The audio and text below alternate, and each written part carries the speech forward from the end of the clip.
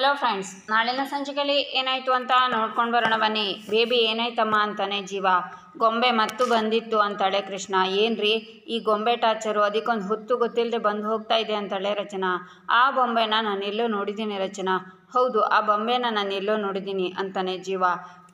ಎಲ್ಲಿ ಅಂತಾಳೆ ರಚನಾ. ಸರಿಯಾಗಿ ನೆನಪಾಗ್ತಿಲ್ಲ ಅಂತಾನೆ ಜೀವ. ಬೇಬಿ, ನಾನು ಒಬ್ಬಳನ್ನೇ ಬಿಟ್ಟು ನೀವಿಬ್ಬರು ಎಲ್ಲಿಗೆ ಹೋಗಿದ್ರಿ ಅಂತಾಳೆ ಕೃಷ್ಣ.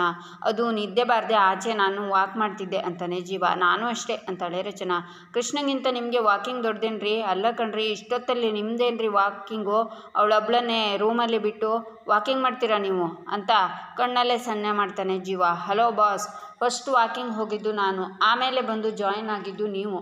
ಅಲ್ಲ, ಮಗಳ ಬಗ್ಗೆ ಒಂದು ಗುಲಗಂಜಿಯಷ್ಟು ಕಾಳಜಿ ಬೇಡವಾ ನಿಮಗೆ? ಮಗಳಿಗಿಂತ ವಾಕಿಂಗ್ಗೆ ದೊಡ್ಡದಾಗೋಯ್ತಾ ಅಂತಾಳೆ ರಚನಾ. ನೀವು ಮಗಳ ಬಗ್ಗೆ ನನಗೆ ಹೇಳ್ಕೊಡ್ತಿದ್ದೀರಾ ಅಂತಾನೆ ಜೀವ. ಹೌದು, ನಾನು ಮಗಳ ಬಗ್ಗೆ ಹೇಳ್ಕೊಡ್ತಿದ್ದೀನಿ ಅಂತಾಳೆ ರಚನಾ. ಹೀಗೆ ಇಬ್ಬರು ಜಗಳ ಮಾಡ್ತಾರೆ. ಆಗ ಕೃಷ್ಣ ಕಿವಿ ಮುಚ್ಕೊಂಡು, ಸ್ಟಾಪ್ ಇಟ್, ಅದು ಹೇಗೆ ನಾನ್ ಸ್ಟಾಪಾಗಿ ಮಾತಾಡ್ತಿದ್ದೀರಾ ನೀವು? ಬಾಯಿ ನೋವು ಬರಲ್ವ ನಿಮ್ಮಿಬ್ಬರಿಗೆ ಅಂತಾಳೆ. ಬೇಬಿ, ನನಗೆ ಆತ್ಮಗೌರವ ಟಚ್ ಮಾಡಿದರೆ ನಾನು ನೋಡ್ಕೊಂಡು ಸುಮ್ಮನೆ ಇರಲ್ಲ ಅಂತಾನೆ ಜೀವ. ನಾನು ಅಷ್ಟೇ, ಸುಮ್ಮನೆ ಇರೋಷ್ಟು ಹೊತ್ತು ನಾನು ಆಯಿಸು, ಕೆಣ್ಕಿದ್ರೆ ಉಡಿಸು ಅಂತಾಳೆ ರಚನಾ. ಸಾಕು, ಕೈ ಕಟ್ಟಿ ಈಗ ಅಂತಾಳೆ ಕೃಷ್ಣ. ಇಬ್ಬರು ಕೈ ಕಟ್ತಾರೆ. ಬಾಯಿ ಮುಚ್ಚಿ, ರಾತ್ರಿ ಎಲ್ಲ ಹೀಗೆ ನಿಂತಿರಿ, ಇದೇ ನಿಮಗೆ ಪನಿಷ್ಮೆಂಟ್ ಅಂತಾಳೆ ಕೃಷ್ಣ. ಬೆಳಿಗ್ಗೆ ರಚನಾ ಕೃಷ್ಣಂಗೆ ತಲೆಯೆಲ್ಲ ಬಾಚಿ ರೆಡಿ ಮಾಡ್ತಿರ್ತಾಳೆ. ಸೋ ಕ್ಯೂಟ್ ಅಂತಾಳೆ. ಏನಿದು ಅಮ್ಮ ಮಗಳು ಬೆಳಬೆಳಿಗ್ಗೆ ರೆಡಿ ಆಗ್ತಿದ್ದೀರಾ? ಆಚೆ ಹೋಗೋ ಪ್ರೋಗ್ರಾಮ್ ಏನಾದರೂ ಇದೆಯಾ ಅಂತಾನೆ ಜೀವ. ನಾನು ಹೋಗ್ತಿಲ್ಲ ಜೀವ ಅಂತಾಳೆ ರಚನಾ. ರಕ್ಷಿತ್ ಬರ್ತಿದ್ದಾನೆ, ನಾವು ರೀಲ್ಸ್ ಮಾಡೋದಕ್ಕೆ ಹೊರಗೆ ಹೋಗ್ತಿದ್ದೀವಿ ಅಂತಾಳೆ ಕೃಷ್ಣ. ನಿಮಗೆ ಹೊರಗೆ ಹೋಗೋಕ್ಕೆ ಪರ್ಮಿಷನ್ ಯಾರು ಕೊಟ್ಟರು? ರಚನಾ, ನೀವಾ? ಸ್ವಲ್ಪನೂ ಜವಾಬ್ದಾರಿ ಇಲ್ವಲ್ಲ ನಿಮಗೆ? ಮಗು ಸೇಫ್ಟಿ ಬಗ್ಗೆ ಜವಾಬ್ದಾರಿ ಇಲ್ವಾ ನಿಮಗೆ? ನಮ್ಮ ಸುತ್ತಮುತ್ತ ಸಿಚುವೇಶನ್ ಹೇಗಿದೆ, ನಾವು ಹೇಗಿರಬೇಕು ಅಂತ ಗೊತ್ತಿದ್ರು ಎಷ್ಟು ಧೈರ್ಯ ನಿಮಗೆ ಮಗು ಒಬ್ಬಳನ್ನೇ ಆಚೆ ಕಳಿಸೋದಕ್ಕೆ ಅಂತಾನೆ ಜೀವ. ಬೇಬಿ, ರಕ್ಷಿತ್ ಜೊತೆ ಇರ್ತಾನಲ್ಲ ಅಂತಾಳೆ ಕೃಷ್ಣ. ಅವನು ದೊಡ್ಡ ಅಣ್ಣ ಬೋಂಡು, ಅವನು ನಿನ್ನ ಕಾಪಾಡ್ಬಿಡ್ತಾನೆ. ಬುದ್ಧಿ ಅನ್ನೋದು ನಿಮಗಿಲ್ಲ, ನಿಮ್ಮಮ್ಮಂಗೆ ಇರಬೇಕು ಅಂತಾನೆ ಜೀವ. ಬೇಬಿ, ಹೊರಗಂದರೆ ಹೊರಗಲ್ಲ, ಮನೆಯಿಂದ ಹೊರಗೆ ಲಾನ್ನಲ್ಲಿ ನಾನು ರಕ್ಷಿತ್ ರೀಲ್ಸ್ ಮಾಡ್ತೀವಿ ಅಂತಾಳೆ ಕೃಷ್ಣ. ಹೊರಗಂದರೆ ಮನೆ ಹೊರಗ? ನಾನೇನೋ ಕಾಂಪೌಂಡ್ ದಾಟಿ ಆಚೆ ಅಂದ್ಕೊಂಡ್ಬಿಟ್ಟಿದ್ದೆ ಅಂತಾನೆ ಜೀವ.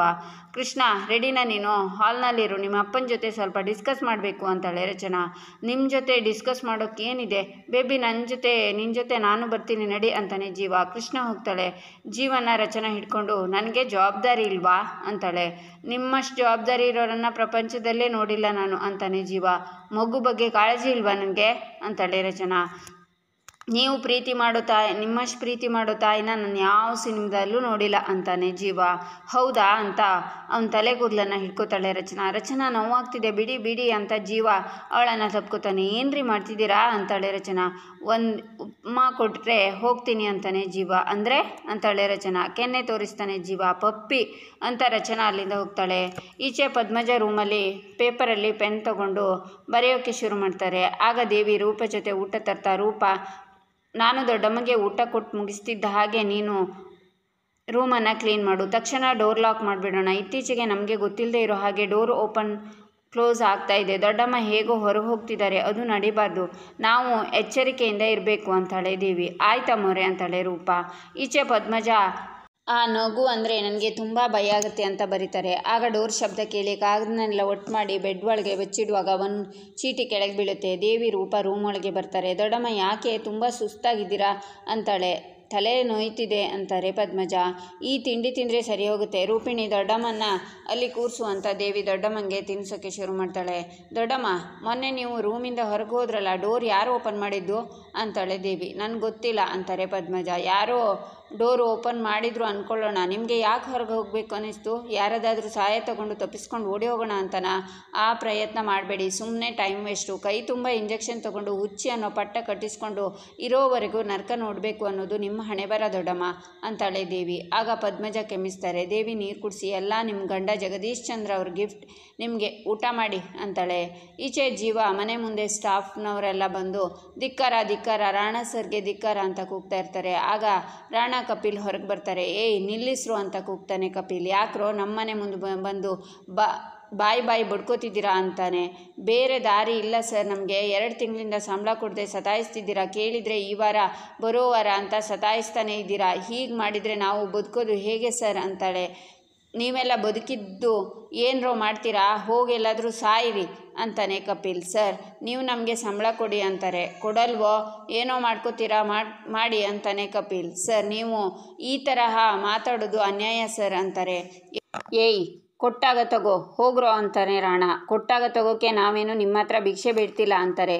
ಏನಂದೆ ಅಂತ ಕೆನ್ನೆಗೆ ಬಾರಿಸ್ತಾನೆ ರಾಣಾ. ನಮ್ಮ ಮೇಲೆ ಕೈ ಮಾಡ್ತೀರಾ ಅಂತಾರೆ. ಆಗ ಕಪಿಲ್ ಮತ್ತೆ ಬಾರಿಸಿ ಹೌದು ಮಾಡ್ತೀವಿ ಏನಿವಾಗ ಅಂತಾನೆ. ಪರಿಣಾಮ ನೆಟ್ಟಗಿರಲ್ಲ ಅಂತ ಮತ್ತೆ ಧಿಕ್ಕಾರ ಕೂಗ್ತಾರೆ. ಅದು ಜೀವ ರಚನೆಗೆ ಒಳಗಡೆ ಕೇಳಿಸುತ್ತೆ. ರಾಣಾ ಕಪಿಲ್ ಜೋರಾಗಿ ಮಾತಾಡ್ತಾ ಇರೋ ಹಾಗಿದೆ, ಬನ್ನಿ ನೋಡೋಣ ಅಂತಾಳೆ ರಚನಾ. ರಚನಾ ನೀವು ಬರಬೇಡಿ, ನಾನು ಹೋಗಿ ನೋಡ್ಕೊಂಡು ಬರ್ತೀನಿ ಅಂತಾನೆ ಜೀವ.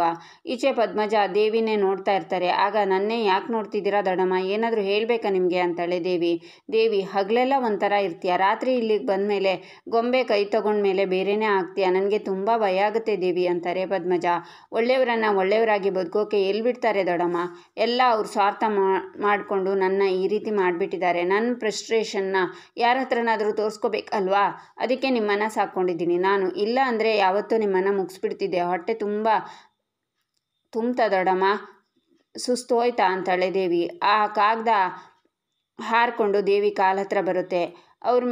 ಅದ್ರ ಮೇಲೆ ಊಟದ ತಟ್ಟೆನ ಇಡ್ತಾಳೆ ದೇವಿ. ಮಲಗಿ ರೆಸ್ಟ್ ಮಾಡಿ, ರಾತ್ರಿ ಭೇಟಿಯಾಗೋಣ ಅಂತ ಪದ್ಮಜನ ಮಲಗಿಸಿ ತಟ್ಟೆ ತಗೊಂಡು ರೂಪಿಣಿ ಹೊರಡೋಣ ಅಂತ ದೇವಿ ಬರ್ತಾಳೆ. ಈಚೆ ರಚನಾ ನಾನು ಬಂದರೆ ಏನು ಪ್ರಾಬ್ಲಮ್ಮು ಅಂತಾಳೆ. ನೀವು ಎಂಟ್ರಿ ಕೊಟ್ಟರೆ ಜಗಳ ಇನ್ನೂ ದೊಡ್ಡದಾಗುತ್ತೆ ಅಂತಾನೆ ಜೀವ.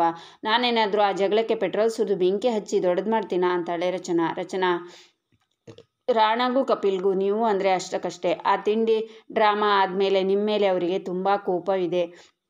ನೀವು ಅಲ್ಲಿಗೆ ಬಂದು ಏನೋ ಹೇಳಿ ಮಾತಿಗೆ ಮಾತು ಬೆಳೆಯೋದು ಬೇಡ ಅಂತ ಇದ್ದೀನಿ ಅಷ್ಟೇ ಅಂತಾನೆ ಜೀವ. ಸರಿ ಹೋಗಿ ಬನ್ನಿ ಅಂತಾಳೆ ರಚನಾ. ಹೋಗೋಕ್ಕೆ ಶಕ್ತಿ ಇಲ್ಲ ಅಂತಾನೆ ಜೀವ. ತಿಂಡಿ ಮಾಡಿಲ್ವಾ ಅಂತಾಳೆ ರಚನಾ. ಮಾಡಿದ್ದೀನಿ, ಆಗಿಂದ ಕೆನ್ನೆ ಉಪ್ಮಾ ಅಂತಿದೆ ಅಂತಾನೆ ಜೀವ. ಆಗ ಅವನ ಕೆನ್ನೆನ ಚಿವುಟ್ತಾಳೆ ರಚನಾ. ಅಯ್ಯೋ ನೀವು ಅಂತಾನೆ ಜೀವ.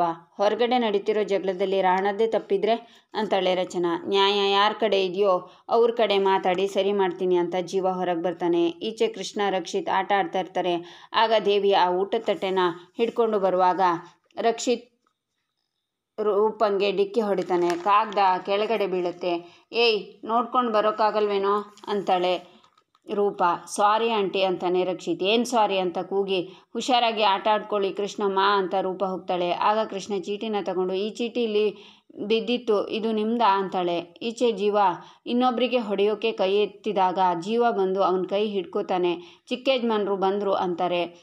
ಕೈ ಬಿಡೋ ಅಂತಾನೆ ಕಪಿಲ್. ಜೀವ ಕೈನ ಬಿಡ್ತಾನೆ. ಚಿಕ್ಕ ಯಜಮಾನ್ರಿಗೆ ನಮಸ್ಕಾರ ಅಂತ ಎಲ್ಲರೂ ಕೈ ಮುಗಿತಾರೆ. ಜೀವ ಕೈ ಮುಗಿದು ಏನಿದು ಧಿಕ್ಕಾರ ಎಲ್ಲ ಅಂತಾನೆ. ಜೀವ ಚಿಕ್ಕ ಯಜಮಾನ್ರೆ 2 ತಿಂಗಳಿನಿಂದ ನಮಗೆ ಯಾರಿಗೂ ಸಂಬಳ ಬಂದಿಲ್ಲ ಅಂತಾರೆ. ಸಂಬಳ ಕೊಟ್ಟಿಲ್ಲ ಅಂದರೆ ನಾವು ಬದುಕೋದು ಹೇಗೆ? 2 ತಿಂಗಳಿಂದ ಮನೆ ಬಾಡಿಗೆ ಕಟ್ಟಿಲ್ಲ ಸರ್, ಮನೆಯಿಂದ ಹೋಗಿ ಅಂತಿದ್ದಾರೆ, ಸ್ಕೂಲ್ ಫೀಸ್ ಕಟ್ಟಿಲ್ಲ ಸರ್, ಹೀಗೆ ಒಬ್ಬೊಬ್ಬರು ಒಂದೊಂದು ಕಾರಣನ ಹೇಳ್ತಾರೆ. ನೀವು ಹೇಳಿ ನ್ಯಾಯನ ಇದು ಅಂತಾರೆ.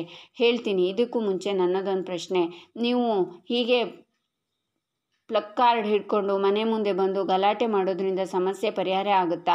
ಇಲ್ಲಿರೋ ಸುಮಾರು ಜನ ಗೆಳೆಯರು ಅಪ್ಪನ ಕಾಲದಿಂದ ನಮ್ಮ ಜೊತೆ ನಿಂತು ಕೆಲಸ ಮಾಡಿದ್ದೀರಾ. ನಿಮಗೆ ನಾವೇನು, ನಮ್ಮ ಕುಟುಂಬ ಏನು ಅಂತ ಚೆನ್ನಾಗಿ ಗೊತ್ತು. ನೀವು ಹೀಗೆ ಮಾಡಿದರೆ ಅನ್ನ ಹಾಕಿ ಸಂಸ್ಥೆಗೆ ಅವಮಾನ ಮಾಡಿದ ಹಾಗಲ್ವಾ?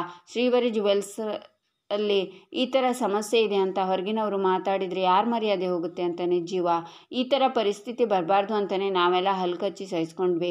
ರಾಣಾ ಸರ್ನ ಕೇಳಿದ್ವಿ, ಆದರೂ ಅವ್ರು ಮನಸ್ಸು ಮಾಡಿಲ್ಲ ಅಂದರೆ ಏನು ಮಾಡೋದು ಚಿಕ್ಕ ಯಜಮಾನ್ರೆ ಅಂತಾನೆ ರಾಣಾ. ನಮ್ಮ ಸ್ಟಾಫ್ಗೆ 2 ತಿಂಗಳಿಂದ ಯಾಕೆ ಪೇಮೆಂಟ್ ಕೊಟ್ಟಿಲ್ಲ ಅಂತಾನೆ ಜೀವ. None of your business, company CEO ನಾನು ಅಂತಾನೆ ರಾಣಾ. ಇಲ್ಲಿಗೆ ಈ ಸಂಚಿಕೆ ಮುಕ್ತಾಯವಾಗುತ್ತೆ. ಮುಂದಿನ ಸಂಚಿಕೆಗಾಗಿ ನಮ್ಮ ಚಾನಲನ್ನು ನೋಡಿ, ಸಬ್ಸ್ಕ್ರೈಬ್ ಮಾಡಿ, ಲೈಕ್ ಮಾಡಿ, ಶೇರ್ ಮಾಡೋದನ್ನು ಮರಿಬೇಡಿ.